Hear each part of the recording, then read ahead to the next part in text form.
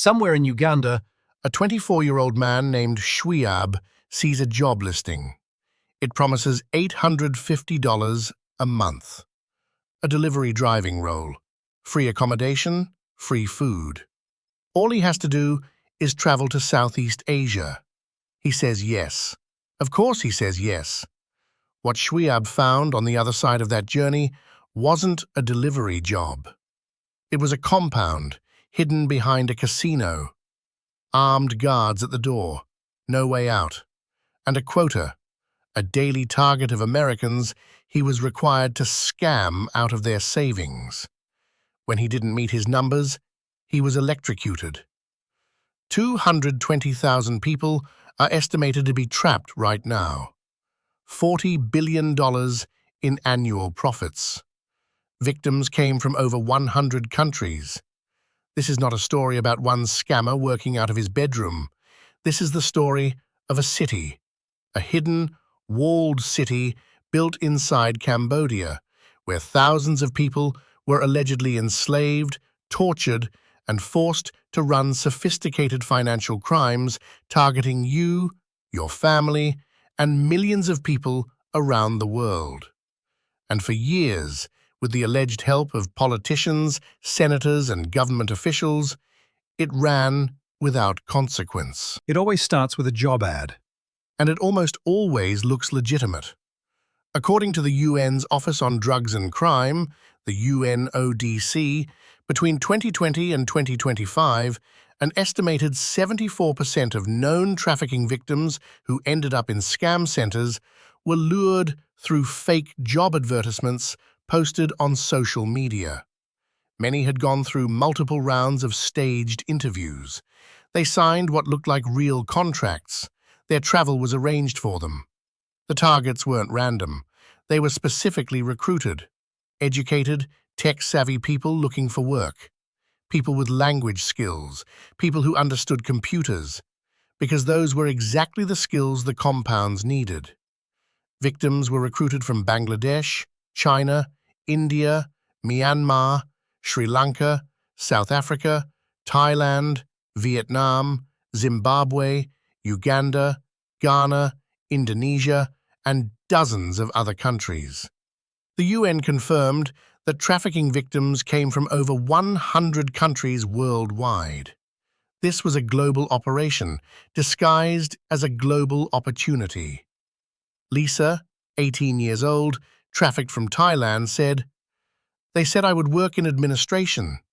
They sent pictures of a hotel with a swimming pool. The salary was high."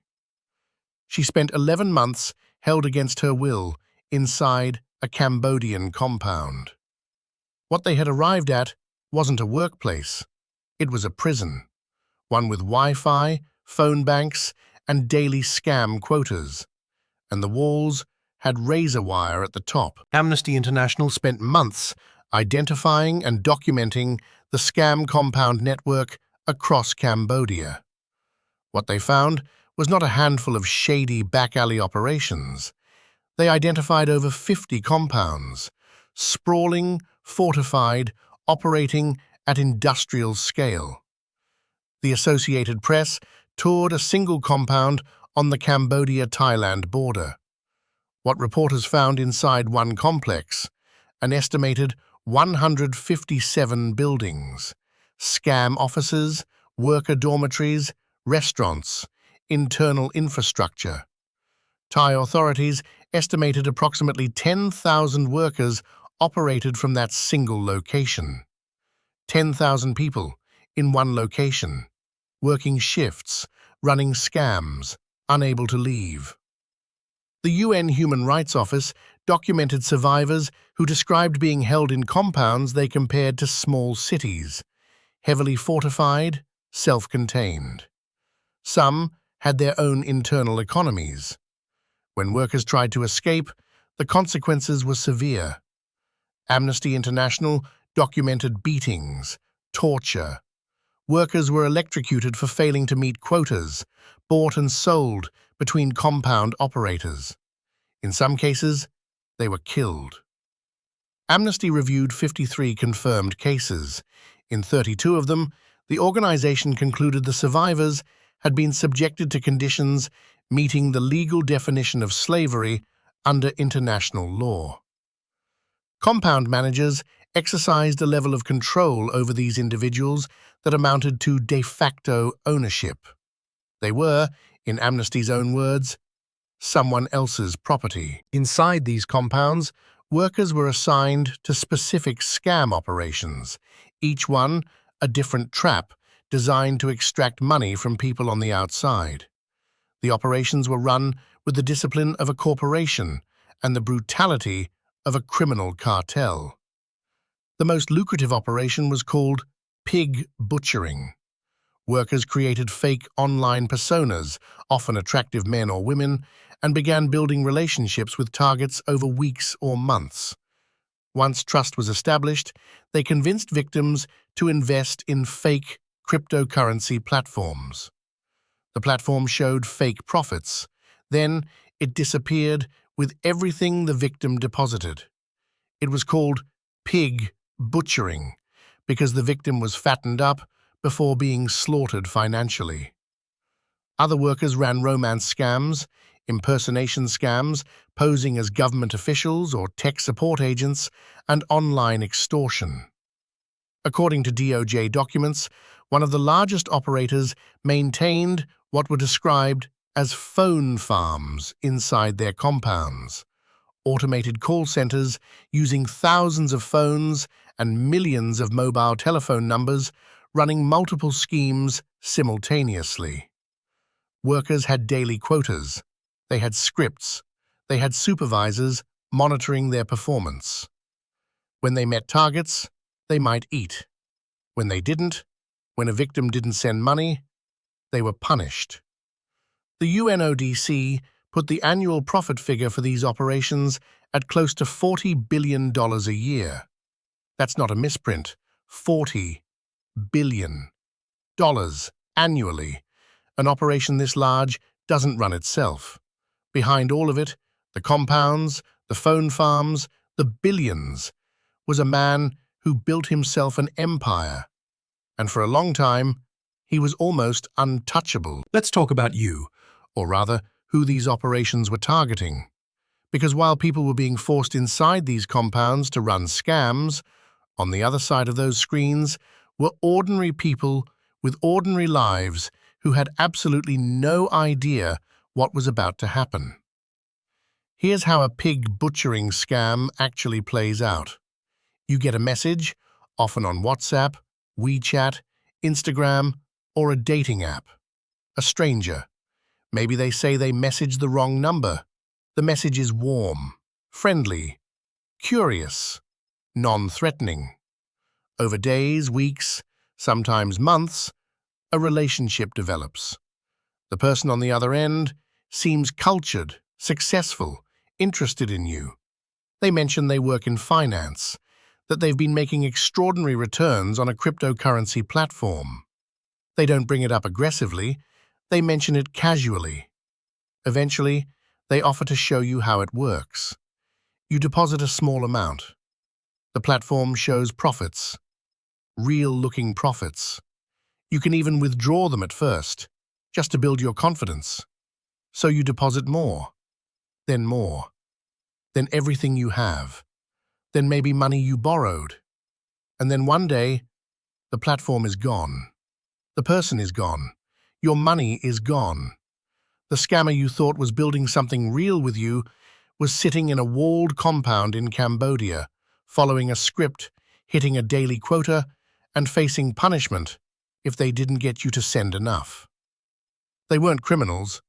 They were victims being forced to create other victims.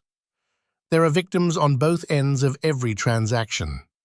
Americans lost more than $20 billion last year to these schemes, and that's just what was reported to the FBI. To understand who built this machine, you need to understand how it was hidden. Because the largest alleged operator in Cambodia didn't look like a criminal enterprise.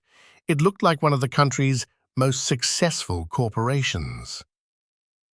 The Prince Holding Group, also known as Prince Group, was a multinational Cambodian conglomerate operating in more than 30 countries. Real estate, financial services, an airline, supermarkets, a sports team. On paper, a legitimate business empire.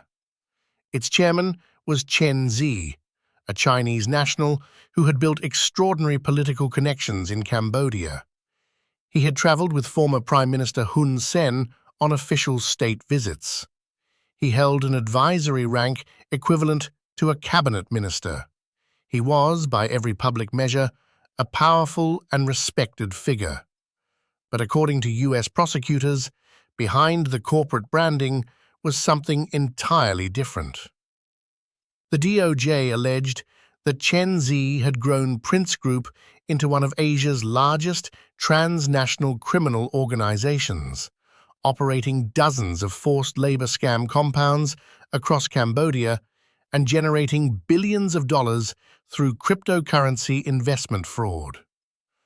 According to the DOJ indictment, Chen Zi maintained detailed records of every compound, ledgers tracking profits room by room, spreadsheets showing which fraudulent schemes operated from which floors. He allegedly possessed photographs of beatings used against workers inside his compounds. And to protect it all, investigators allege Chen Zi used his political connections to shield his operations from law enforcement.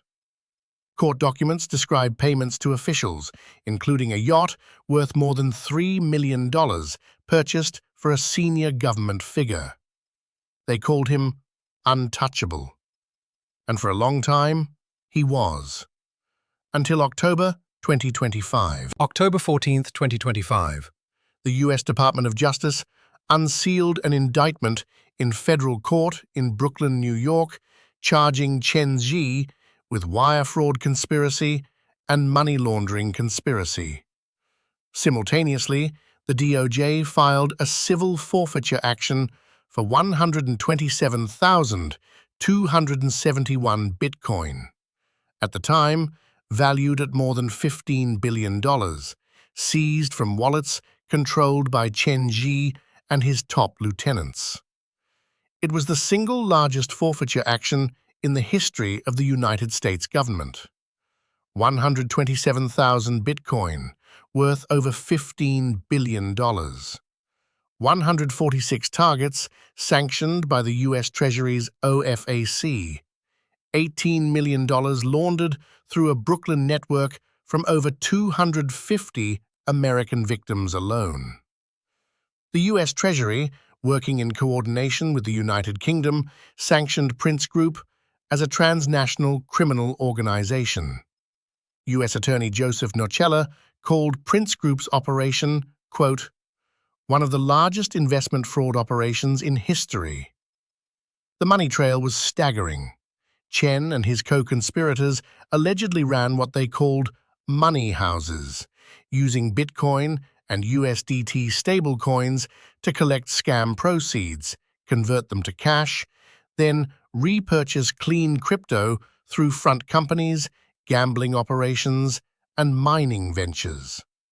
Financial investigators traced the funds through 25 wallets, consolidating to a single cluster holding approximately $14 billion.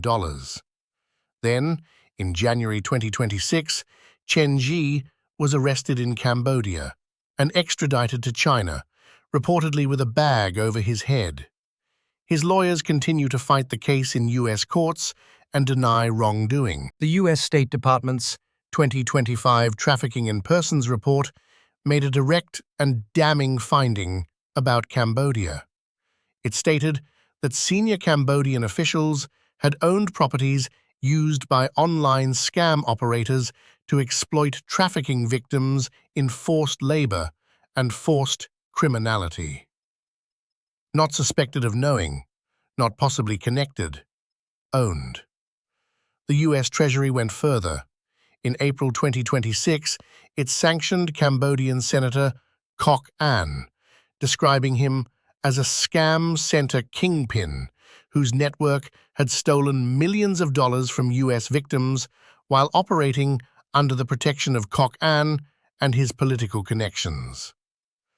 The Center for Strategic and International Studies described these operations as joint ventures between Chinese criminal organizations and autocratic governments in regions where transparency is absent and rule of law is anemic.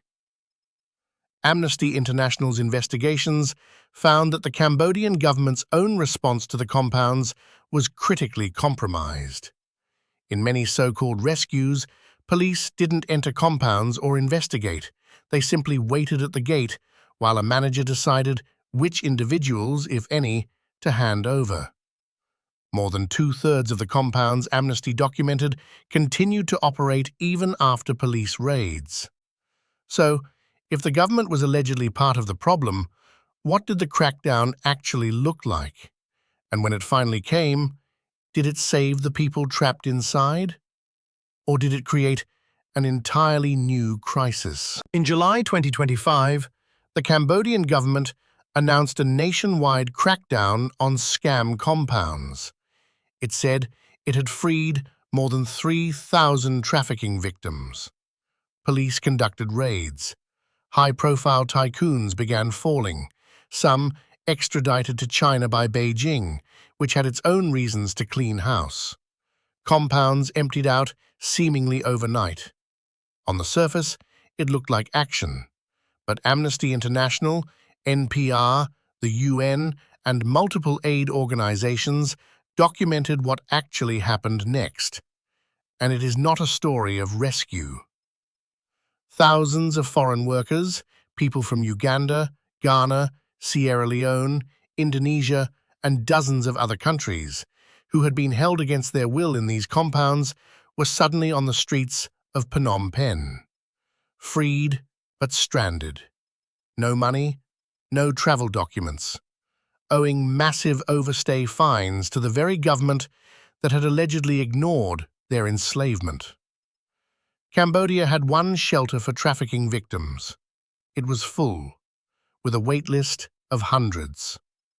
Rather than treating freed compound workers as trafficking victims requiring protection, Cambodian authorities were detaining them in overcrowded immigration facilities for visa violations. And the UNODC warned of something even more troubling. The compounds weren't disappearing. They were moving. As crackdowns intensified in Cambodia, criminal networks relocated operations to Myanmar, Laos, the Philippines, and other countries. The scam city didn't just disappear when the cameras showed up. It rerouted. And right now, today, new versions of it are being built somewhere else. Despite the scale of the crisis, there are meaningful enforcement actions underway, and they are escalating. The US government established a dedicated Scam Center strike force, a joint initiative between the US Attorney's Office, the DOJ Criminal Division, the FBI, the DEA, and multiple financial intelligence units. Their mandate? Dismantle the financial networks powering these operations. Beyond Chenzi and Prince Group, the Treasury sanctioned 146 entities in a single coordinated action with the UK. A Cambodian senator was named a kingpin.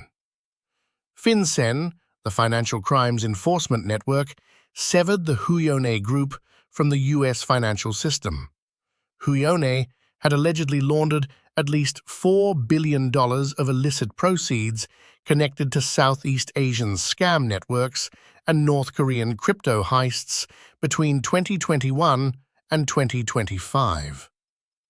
Interpol reported that trained officers were able to intercept nearly 800 potential trafficking victims at airports and border crossings in a single year.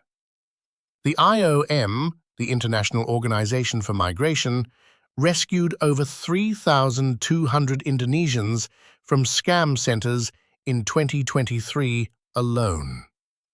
The UNODC launched its Trapped in Scam Crime campaign, a survivor-informed public awareness effort designed to educate job seekers, before they become victims. Because the most effective intervention, investigators have learned, is stopping the recruitment before it happens. Here's what this story is about. Not at the level of indictments and sanctions and Bitcoin seizures, but at the human level. It's about a 24-year-old in Uganda who saw a job listing and said yes. It's about an 18-year-old named Lisa who was beaten with a metal pole for trying to escape.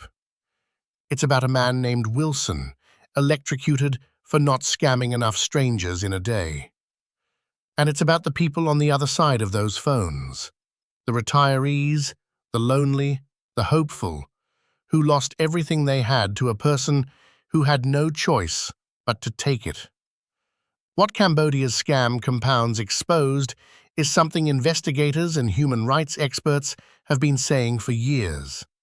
Cybercrime is not a faceless, victimless offense. It is built on human suffering, on slavery, on coercion. The person who convinced your family member to wire their savings to a fake crypto platform may have been in more danger than the victim they were scamming. Delphine Chance, UNODC regional representative, said it directly. We are witnessing industrial-scale human exploitation. Trafficking victims are being forced to scam others for profit, and they are often the ones facing the legal consequences. The arrests have started. The sanctions are real. The largest forfeiture in American history has been executed. But the compounds are moving, not disappearing. The most powerful thing any of us can do is understand what these scams look like before we or someone we love becomes a target. Because the next message from a stranger who seems too good to be true might be coming from someone in a room they can't leave.